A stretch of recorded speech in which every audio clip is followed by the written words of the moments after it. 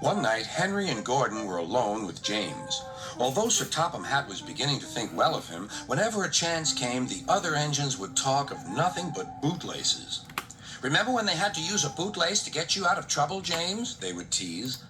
James tried to get back by talking about Henry, who got shut up in a tunnel, and Gordon, who got stuck on a hill, but they wouldn't listen. "You talk too much, little James," said Gordon. "A fine, strong engine like me has something to talk about. I'm the only engine who can pull the express. When I'm not there, they need two engines. Think of that. I've pulled expresses for years and have never once lost my way. I seem to know the right line by instinct." Every wise engine knows that the signalman sets the switches to make the engines run on the right tracks. But Gordon was so proud he had forgotten.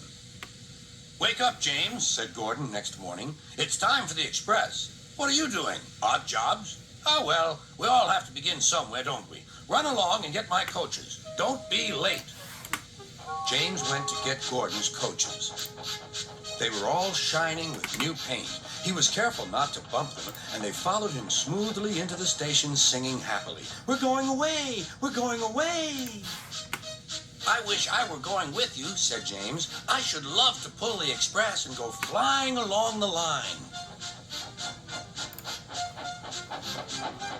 Gordon, with much noise and blowing of steam, got ready to back onto the train.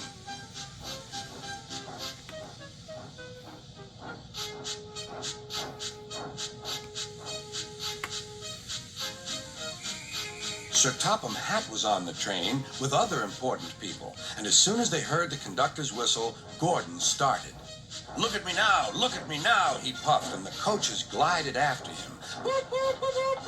"Goodbye, little James. See you tomorrow." James watched the train disappear and then went back to work.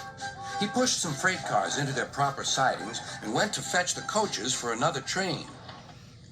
James had just brought the coaches to the platform when he heard a mournful noise. There was Gordon trying to sneak into the station without being noticed. "Hello, Gordon. Is it tomorrow?" Gordon didn't answer. He just let off steam feebly.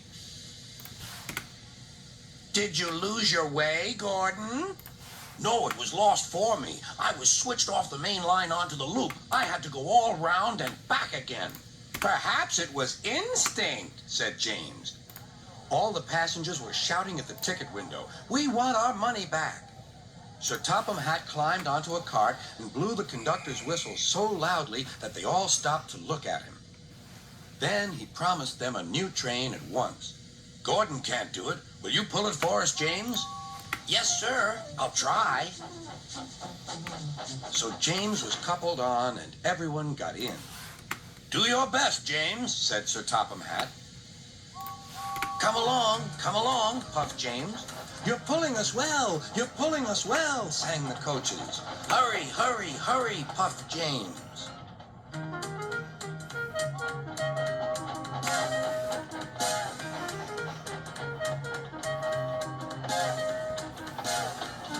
Bridges and stations flashed by. The passengers cheered, and they soon reached the station. Everyone said thank you to James, and Sir Topham Hatt was very impressed. "Well done. Would you like to pull the express sometimes?" "Yes, please," answered James. Next day, when James came by, Gordon was pushing freight cars. "I like some quiet work for a change," he said. "I'm teaching these cars manners. You did well with those coaches, I hear." "Good. We'll show them."